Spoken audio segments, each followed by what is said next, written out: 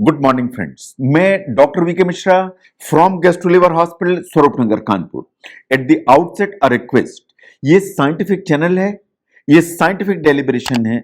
मैं आपसे रिक्वेस्ट करूंगा इस चैनल को सब्सक्राइब करें और इस वीडियो को शेयर करें। आज मैं बात करूंगा ऑटोफेजी के बारे में।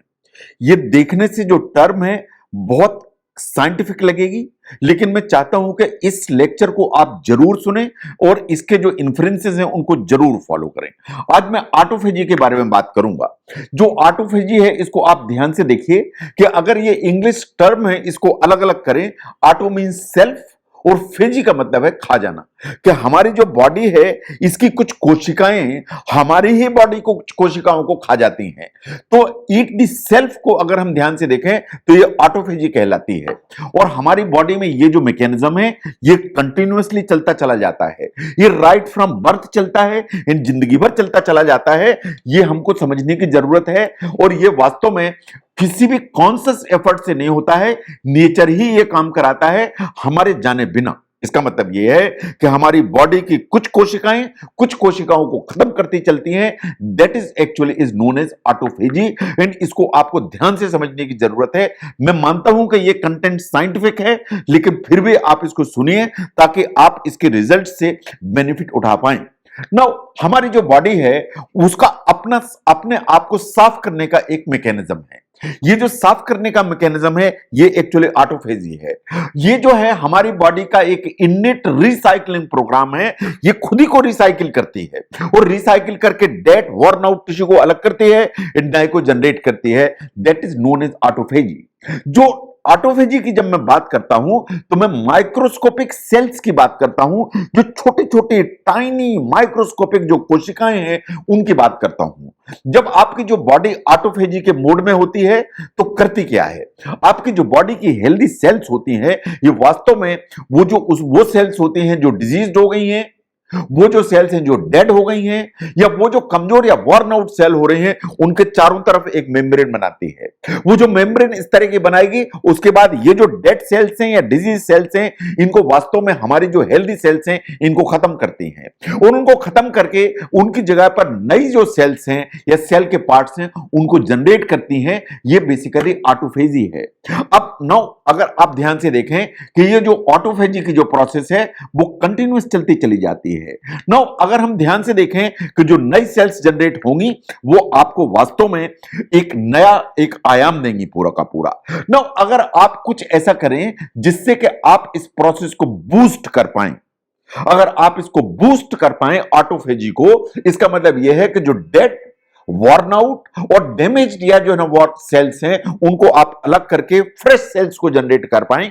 जो ऑटोफेजी के माध्यम से होगा तो आपकी जो बॉडी है वो हमेशा अप टू द मार्क रहेगी और आपको बहुत सारी बेनिफिट्स होंगे। अगर हम ध्यान से देखें एक स्टडी पब्लिश हुई थी इन 2012। ये जो स्टडी है ये माइस या चूहों पे कंडक्ट की गई थी and what they found was कि जिन चूहों को ऑटोफेजी के मोड में रखा गया तो ऑटोफेजी के चलते जो कैंसर का इंसिडेंस है वो नीचे की तरफ आया, जो न्यूरो डिजेनरेटिव डिसऑर्डर्स हैं उनका इंसिडेंस नीचे की तरफ आया, जो इन्फ्लेमेटरी डिजीजेस हैं उनका इंसिडेंस नीचे की तरफ आया, जो एजिंग की प्रोसेस है वो नीचे की तरफ आई, इंप्रूव हुई और इंसुलिन रेजिस्टेंस नीचे आया। इसका मतलब यह है कि अगर इन चूहों को ऑटोफेजी के मोड में रखा गया तो इतने सारे बेनिफिट हुए। इसका मतलब यह है कि ऑटोफेजी अगर आप इंप्रूव करते हैं या बूस्ट करते हैं तो आपकी बॉडी को भी इतने सारे बेनिफिट मिलते हैं जो आपको समझने की जरूरत है। मैं मानता हूं कि कंटेंट साइंटिफिक है लेकिन आपके इंटरेस्ट का है इसलिए उसको जरूर सुनिए।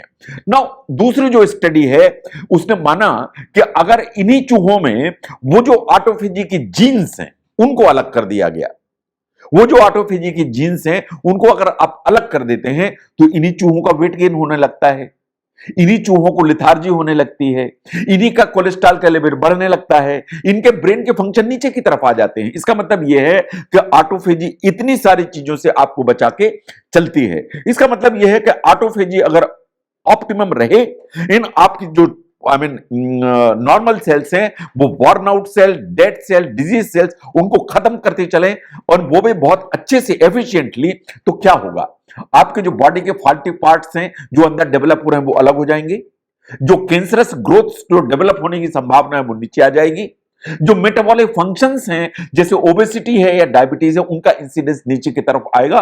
तो जो ऑटोफेजी है is one of the very very important issues जो आपको समझने की जरूरत है। नाउ ऑटोफेजी होती कैसे? ऑटोफेजी बेसिकली जो सेलुलर लेवल पर जो स्ट्रेस होती है उससे होती है। स्ट्रेस का मतलब ये नहीं है कि मेंटल स्ट्रेस होगा तो ऑटोफेजी होगी। जो स्ट्रेस है it has to be on the cellular level. And ये बात बिल्कुल सही है कि ये स्ट्रेस सेलुलर लेवल पर तभी होगी जब जो सेल है वो स्टार्व होगी फॉर एनर्जी। अगर स्टार्व होगी फॉर एनर्जी तो वास्तव में सेल स्ट्रेस में आएगी, और ऐसा अगर है तो वास्तव में एक ऑटोफेजी के मोड में चली जाती है। इन ऑटोफेजी के मोड में चली जाती है तो डैमेज सेल को या तो रिपेयर करने का काम करेगी या इनको ब्रेक डाउन करेगी और उनको फ्यूल जैसा इस्तेमाल करेगी और नई सेल्स को बनाएगी। इसका मतलब है कि सेल को अगर एनर्जी नहीं मिली एंड वो हेल्दी है तो जो भी अनहेल्दी सेल्स आसपास हैं, जो डेड हैं या वर्न आउट हैं या जो कि डिजीज्ड हैं, उनको वास्तव में ये वो ईट करेगी या यूज करेगी फॉर फ्यूल और नई सेल्स को डेवलप करेगी। इसका मतलब यह है कि आपको जो है जो ऑटोफेजी के मोड को अगर इंप्रूव करना है तो एक्सरसाइज और fasting, these are two ways जो सबसे इंपॉर्टेंट हैं। तो नाउ सबसे पहले आप देखिए कीटो डाइट। जो कीटो डाइट है इसका कंसेप्ट क्या है? देखिए कीटो डाइट का कंसेप्ट इतना यह है कि आपकी जो डाइट है उसमें जो कार्बोहाइड्रेट्स हैं उनकी अमाउंट ना के बराबर है। आपको जो डाइट है उसमें फैट्स की अमाउंट ऊपर की तरफ है। तो जो कीटोसिस है उसमें एक स्टेज ऐसी आती है कि कार्ब नहीं होने से आपकी जो बॉडी है वो फैट को बर्न करने लगती है फॉर एनर्जी। अगर आपकी बॉडी में कार्बोहाइड्रेट नहीं है तो आपकी बॉडी के पास कोई दूसरी चॉइस नहीं है, फैट को उसको बर्न करना ही पड़ेगा for energy. And this is the basic concept जो कीटो डाइट का कांसेप्ट है। नाउ जो कीटो डाइट्स जितनी भी होती हैं उनमें फैट्स की अमाउंट ज्यादा होती है, इन कार्बोहाइड्रेट की अमाउंट नेग्लिजिबल होती है। तो जो बॉडी का फैट है उसको भी आपकी जो बॉडी है फॉर एनर्जी यूटिलाइज करने लगती है और मसल मास आपका बच जाता है ना। बहुत सारी स्टडीज ऐसे बोलती हैं कि अगर आप कीटोसिस में जाते हैं तो आपकी जो बॉडी है जो कैंसरस ट्यूमर्स हैं उनको फाइट करने की ताकत रखती है। अगर आपकी बॉडी कीटोसिस में जाती है तो डायबिटीज का रिस्क नीचे की तरफ आ जाता है। इन बहुत सारे ब्रेन के जो डिसऑर्डर्स हैं उनका जो इंसिडेंस है वो नीचे की तरफ आता है अगर आप कीटोसिस में चले जाते हैं या कीटो डाइट ट्राई करते हैं। एक्चुअली अगर कीटो डाइट को हम ध्यान से देखें या कीटोसिस को ध्यान से देखें, ये एक ऑटोफेजी हैक है।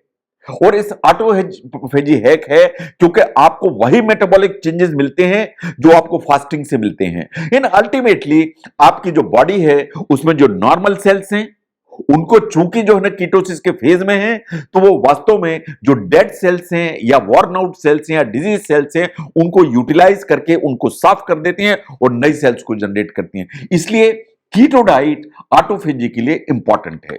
Number 2 is the intermittent fasting. अगर हम इंटरमिटेंट फास्टिंग को देखें तो is another great way to induce autophagy. अगर हमें ध्यान से देखें तो ऑटोफेजी का जो मोड है उसको पाने के लिए इंटरमिटेंट जो फास्टिंग है आपको उस मोड में जाना पड़ेगा जिसमें आप फास्टिंग 14 से 16 घंटे रखते हैं। इसका मतलब यह है कि 16-8 का जो एक फॉर्मूला है ऑफ इंटरमिटेंट फास्टिंग उस तरह का आपको क्रिएट करना पड़ेगा। अगर हम रिसर्च को ध्यान से देखें ये क्या कहती है, ये क्या कहती है कि इंटरमिटेंट जो फास्टिंग है इन जो ऑटोफेजी है जो इस तरह की आती है, अगर हम उन पेशेंट्स को देखें जिन्हें कैंसर का ट्रीटमेंट चल रहा है उसकी एफिकेसी बेटर हो जाती है। यह बात बिल्कुल सही है कि अगर इंटरमिटेंट फास्टिंग है इन कैंसर जैसी डिजीज है उसका ट्रीटमेंट चल रहा है तो जो इंटरमिटेंट फास्टिंग के चलते जो नॉर्मल सेल्स है वो प्रोटेक्ट होने लगती हैं, इन कैंसर का जो ट्रीटमेंट का साइड इफेक्ट है वो मिनिमाइज होने लगता है। तो the third one is the regular exercise. जब आप वर्कआउट करते हैं, आप इंटेंस वर्कआउट करते हैं, आप वेट ट्रेनिंग करते हैं तो वास्तव में इसमें आपके जो मसल्स हैं वो हल्की सी डैमेज होती हैं। ये जो माइक्रोस्कोपिक टीयर्स होते हैं या माइक्रोस्कोपिक डैमेज होता है आपकी जो बॉडी है रश करती है, जो सेल्स हैं रश करती हैं इसको हील करने के लिए। जो रेगुलर एक्सरसाइज है वो वास्तव में आपकी बॉडी की सेल्फ जो क्लींसिंग प्रोसेस है इसको आगे की तरफ ले जाती है। तो अगर आप ध्यान से देखें कि ये 3 ही चीजें हैं जो ऑटोफेजी के प्रोसेस को ऊपर की तरफ ले जाएंगी।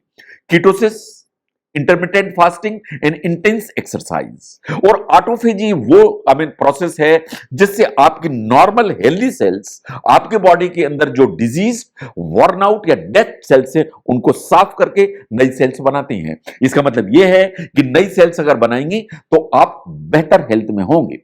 तो इसका मतलब यह है कि आपको रेगुलरली कीटो डाइट करनी चाहिए, रेगुलर इंटरमिटेंट फास्टिंग करना चाहिए, या रोज एक्सरसाइज एकदम इंटेंस करना चाहिए एक एक दो दो घंटे। ऐसा नहीं है, ये आपको लगातार करने की बिल्कुल जरूरत नहीं है। You don't have to do every day. आपको just here and there for few hours अगर आप इन तीन चीजों को ऑब्जर्व करेंगे तो इससे आप ऑटोफेजी के बेटर मोड में रहेंगे। और जब भी आप फॉलो करते हैं कीटोसिस या जो है ना इंटरमिटेंट फास्टिंग या इंटेंस एक्सरसाइज, बस एक ही चीज ध्यान रखने की है कि जो प्लेंटी ऑफ वाटर यूज करें ताकि हाइड्रेशन आपका ठीक रहे। तो ऑटोफेजी आपकी जो हेल्थ को ऑप्टिमाइज करने के लिए इंपॉर्टेंट है। एक्चुअली आपकी बॉडी की जो रिपेयरिंग प्रोसेस है या आपकी बॉडी की जो रिसाइकलिंग है वो ऑटोफेजी से होती है। दैट इज हाउ जो आपकी हेल्दी सेल्स हैं वो डैमेज्ड, वॉर्न आउट या डिजीज सेल्स को रिप्लेस करके हेल्दी सेल्स को बनाती हैं। और इस प्रोसेस को अगर आगे की तरफ ले जाना है या ऑप्टिमाइज करना है, उसमें कीटो डाइट हेल्प करती है, इंटरमिटेंट फास्टिंग हेल्प करती है, इंटेंस एक्सरसाइज हेल्प करती है। और काफी मात्रा में अगर आप पानी पीते हैं और हाइड्रेटेड ठीक रहते हैं तो ये जो तीनों चीजें हैं इनका कोई भी बैड इफेक्ट आपकी बॉडी के ऊपर नहीं आता है। तो ऑटोफेजी क्यों इंपॉर्टेंट है, ऑटोफेजी को बूस्ट करने के लिए क्या करना है, अगर इसको समझने में यह वीडियो हेल्प करता है जरूर शेयर करें। मैं doctor V K Mishra from guest labour hospital, Swarup Nagar, Kanpur. Thank you very much.